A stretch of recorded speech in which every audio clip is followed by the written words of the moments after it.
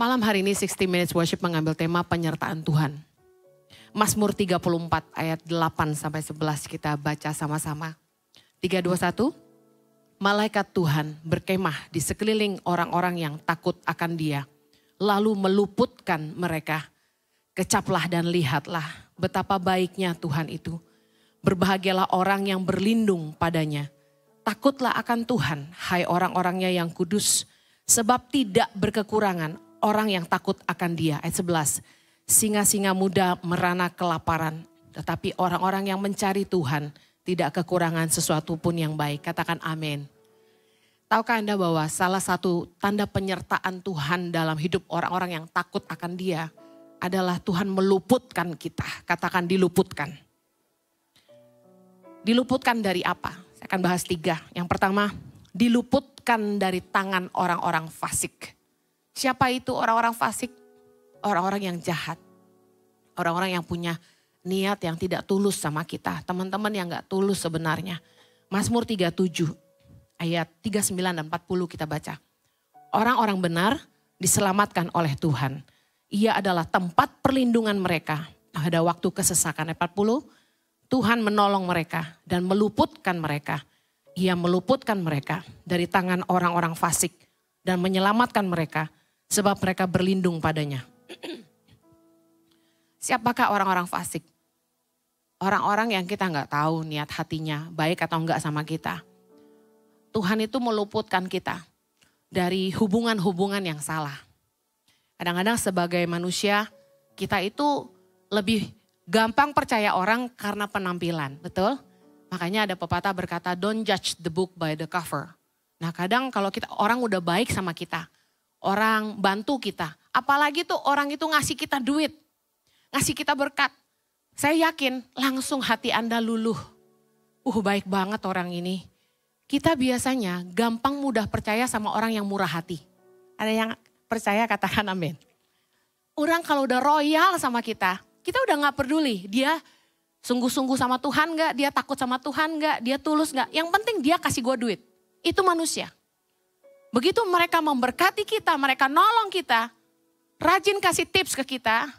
Wah ini orang baik banget. Udah hati kita luluh dan mudah percaya. Saya sudah pernah khotbah tentang kemurahan hati bukan lambang orang itu baik, benar-benar baik. Karena pohon yang baik menghasilkan buah yang baik. Saya pernah ketemu orang yang murah hatinya tapi kawin istri 5. Pakai berhala, bawa sapi potong kepalanya segala macam untuk meresmikan. Banyak. Dan saya lihat dia malah murtad dari ikut Yesus meninggalkan Yesus. Nah tapi dia royal. Kita sebagai manusia gampang terpesona. Tapi berapa kali Tuhan meluputkan kita dari orang-orang fasik. Orang fasik yang kelihatan baik di luar tapi tidak baik di dalam. Kita diluputkan Tuhan dari hubungan-hubungan yang salah. Hubungan-hubungan yang akan merugikan kita di masa depan. Kita butuh modal, kita lihat orang kaya, udah kita buta. Join sama dia, karena kita butuh uangnya. Tapi dengar, jangan mudah percaya teman. Mika 7 ayat 5. Janganlah percaya kepada teman. Janganlah mengandalkan diri kepada kawan. Jagalah pintu mulutmu terhadap perempuan yang berbaring di pangkuanmu. Pacar aja belum tentu bisa dipercaya, amin. Well, saya belajar di hidup saya. Hanya waktu dan proses yang bisa membuktikan ketulusan seseorang. Amen. Ada orang yang saya terpesona dengan kebaikannya. Sampai saya terlalu percaya sama dia. Saya ini kalau udah percaya orang 110%. Bahaya ya. Jadi saking dia baik. Kalau ngomong rohani, dia bilang dia cinta Tuhan. Saya terpesona. Dan betul-betul naburnya luar biasa. Tiba-tiba waktu membuktikan. Amen. Tuhan meluputkan kita. Waktu hubungan itu rusak. Saya yakin kita kecewa, betul? Kita sakit hati. Kita merasa dihianati. Mungkin kita merasa ditinggalkan. Ada hubungan-hubungan bisnis yang pecah di tengah jalan. Ada orang-orang yang kita udah baik-baik bisnis sama dia. Tiba-tiba dia kick out kita sepihak. sudah naruh invest 100 juta. Tiba-tiba Anda dibuang begitu aja. Anda hubungi dia, Anda bisa dicari lagi. Saya kasih tahu. Kalau Anda takut akan Tuhan, sesungguhnya tanda penyertaan Tuhan, Anda sudah diluputkan dari orang-orang fasik. Prosesnya tidak mudah, prosesnya menyakitkan, prosesnya dikecewakan, prosesnya ditinggalkan, prosesnya ditipu orang. Tapi Tuhan sedang menggunakan itu supaya membuka matamu. Kamu tidak buta karena dia kaya. Kamu tidak terkesima karena dapat banyak hadiah. Tapi kamu mengerti, engkau sudah diluputkan dari hubungan yang salah. Daripada kerugian yang lebih besar. Lebih baik hilang 100 juta daripada hilang 1 miliar. Yang berarti katakan amin. Tapi saya tahu pada prosesnya kita kecewa. Tapi ketahuilah, kalau Anda hidup takut akan Tuhan, ini tanda penyertaan Tuhan. Anda diluputkan dari hubungan yang salah. Katakan amin. Yang berikutnya, diluputkan dari apa? Diluputkan dari keputusan yang keliru. Berapa banyak tangan-tangan orang di sini yang pernah ditolong Tuhan dari keputusan yang salah? Oh haleluya. Mazmur 116 ayat 8 kita baca sama-sama. Ya, engkau telah meluputkan aku daripada maut. Dan mataku daripada air mata. Dan kakiku daripada tersandung. Penyertaan Tuhan meluputkan kita dari air mata, dari tersandung. Yang artinya apa? Dari keputusan-keputusan yang keliru. Kita kadang-kadang terlalu menggebu-gebu. Jatuh cinta sama orang yang salah. Lalu batal nikah. Lalu putus cinta di tengah jalan padahal harus bertunangan. Ada di sini yang udah sebar undangan batal nikah. Saya sudah pernah. Gagal kerja sama bisnis. Tadi saya sudah bilang. Terus batal, pindah kerja. Apapun yang Anda alami. Keputusanmu kelihatannya benar. Saya duduk dengan salah satu pelayan Tuhan. Dia bilang dia mau pindah ke Amerika. Banyak orang Indonesia ke Amerika untuk jadi gelap.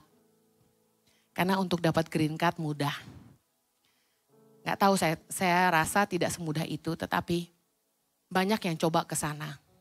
Waktu saya punya kesempatan satu kali duduk dengan dia, saya tanya, apa alasan kamu mau pindah ke Amerika? Dia bilang, demi kesejahteraan istri dan anak-anak. Karena sekolah di Amerika gratis, meskipun kita bukan citizen sana. Secara pekerjaan dolar beda, ada amin? Tapi saya bilang, kamu dipanggil Tuhan untuk apa? Melayani.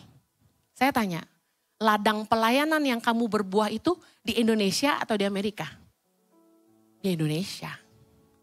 Lalu, apakah kamu di sini lebih miskin dibanding kamu di Amerika? Tidak. Apakah di sana jalan yang terbuka menyenangkan? Tidak. Kenapa mau pergi ke Amerika? Saya tuh bersyukur gini ya. Tadi siang saya baru merenung. Salah satu karunia yang Tuhan berikan dalam hidup saya adalah menyelesaikan masalah. Salah satu kekuatan yang Tuhan tanam di hidup saya adalah saya seorang solution maker. Ketika semua selisih, tengah-tengah pembicaraan meeting, ada masalah begini, ada masalah begitu. Tiba-tiba kayak hikmat Tuhan turun, saya langsung kasih tahu, bikin gini aja. Saya langsung bisa bantu orang untuk pimpin dia cari tahu isi hatinya yang sebenarnya. Lalu berkaca kepada firman Tuhan gitu. Nah, saya bilang gini, banyak kali manusia tidak punya ketajaman seperti itu. Kadang kita terlalu ngandalin orang lain. Kita tanya orang, kalau saya begini bagaimana ya? Kalau saya begitu bagaimana ya? Menurut kamu bagus gak ya begitu? Banyak yang sering di sini begitu. Nanya teman, bagusan baju merah, baju kuning, baju aja nanya orang. Sepatu hijau, sepatu biru, bagus mana? Kita urusan sepatu, baju aja tanya orang. Bayangkan soal masa depan. Kita harus tahu Tuhan itu sayang sama kita. Dia setia sama kita. Kalau kita itu cinta Tuhan, kita takut akan Tuhan. Jangan takut bikin keputusan. Kalau kita salah jalan, Tuhan pasti ingatkan. Tuhan sanggup luruskan. Tuhan bisa pakai orang lain untuk kasih tahu kita. Tuhan bisa pakai lewat satu kejadian, kita lihat lalu kita tersadar. Ngapain gue bikin keputusan begini? Banyak saudara yang pernah ngalamin itu. Ketika hidup mengandalkan Tuhan, Tuhan itu pakai banyak cara untuk membuat kita bijaksana. Ketika Tuhan menyertai kita, Dia membimbing kita lewat Roh Kudusnya di dalam batin kita. Mengajar kita segala sesuatu. Mengingatkan kita akan firman Tuhan. Sehingga kita diluputkan dari membuat keputusan yang keliru. Dikatakan firman Tuhan, dari mataku, daripada air mata, daripada lu nangis bombay, mending gak usah kawin. Memang saat kamu putus cinta, waktu kamu batal nikah, kamu sedih banget pasti. Saya sih enggak waktu itu. Waktu saya udah sebarin undangan, 02 mau nikah. Mama saya udah DP di Pantai Mutiara.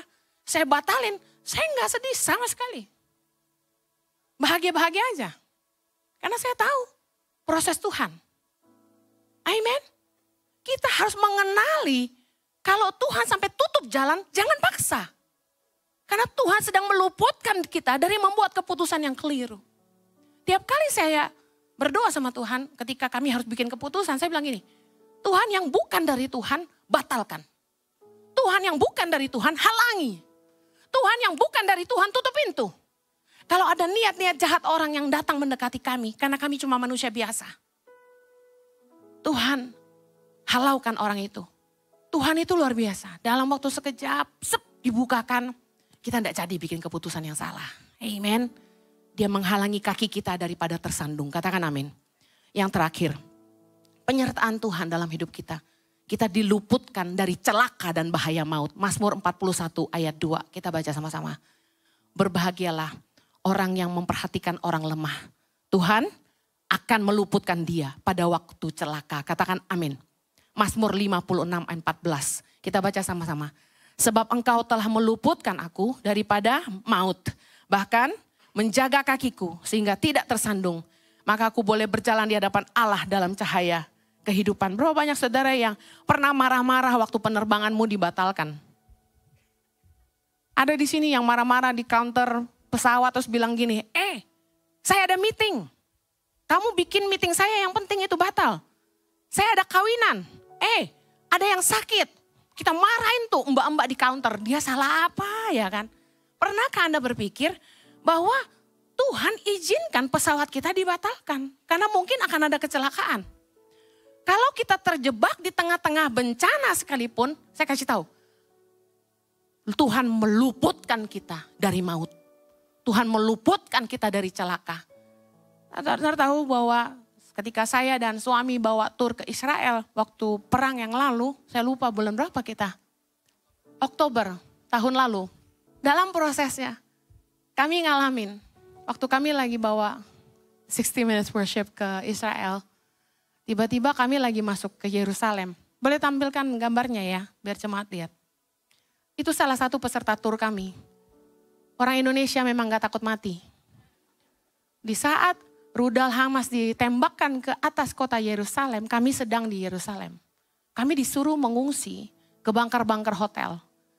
Itu di atas kepala betul-betul ada rudal sedang berterbangan. Kami belum pernah mengalami ini. Jadi kami tidak pernah dilatih apa yang kami harus lakukan apabila terjadi perang.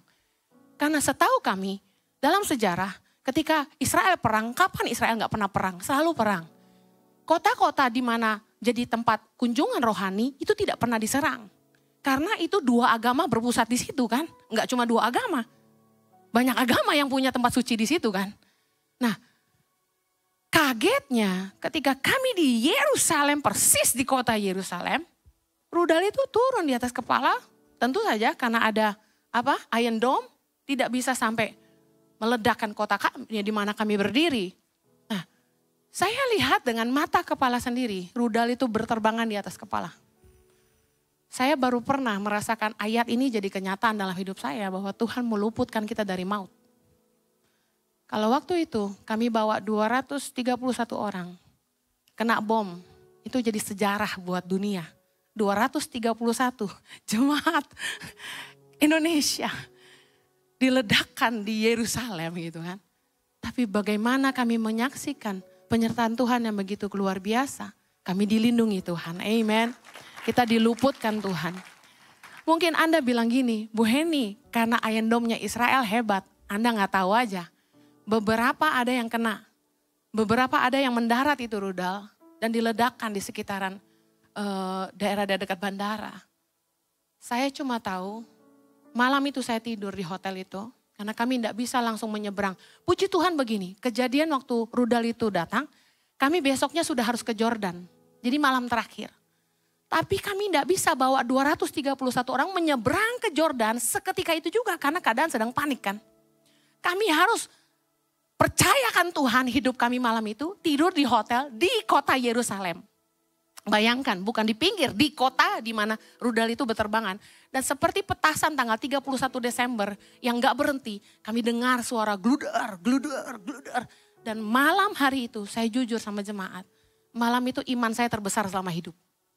Bahwa saya tidur dengan kepercayaan penuh, kalau sampai saya mati, saya tahu saya ketemu Tuhan Yesus. Saudara, dalam hidup ini, kita akan ngalamin masalah-masalah, pergumulan-pergumulan, di mana iman kita diuji. Apakah kita percaya bahwa Tuhan menyertai kita? Di saat kita lagi goyah, kayaknya masalah nggak kunjung berhenti. Saya juga pernah ada di sepatu Anda. Di mana saya meragukan penyertaan Tuhan. Sebenarnya Tuhan masih menyertai saya nggak sih? Tapi saya kasih tahu. Pengkhotbah 3 ayat 11 bilang manusia tidak dapat menyelami pekerjaan Allah dari awal hingga akhir. Nggak akan ada yang ngerti caranya Tuhan bekerja. Tapi percayalah bahwa kalau kita mengasihi Tuhan, kalau kita mengasihi Tuhan, Allah turut bekerja di dalam segala sesuatu untuk mendatangkan kebaikan bagi orang-orang yang mengasihi Dia dan yang terpanggil sesuai dengan rencananya. Pertanyaannya gini, jangan ragukan kesetiaan Tuhan, tapi pertanyakan cintamu pada Tuhan. Apakah engkau orang-orang yang mengasihi Tuhan? Yang terakhir, apakah hidupmu berkenan sama Tuhan? Bagaimana kita tahu kita berkenan tidak sama Tuhan? Apakah Anda hidup dalam dosa? Apakah Anda hidup damai dengan Tuhan? Anda hidup dalam firman Tuhan. Anda mengasihi Tuhan sungguh-sungguh. Karena janji firman Tuhan. Mazmur 37 ayat 23. Tuhan menetapkan langkah-langkah orang yang hidupnya berkenan kepadanya. Penyertaan Tuhan dalam setiap langkah-langkahmu. Katakan amin. Yang terakhir, percayalah bahwa Allah serta dengan kita. Matius 1 ayat 23, namanya Immanuel. God is with us. Mari kita bangkit berdiri sama-sama. Kita nyanyikan lagu ini sama-sama sekali lagi.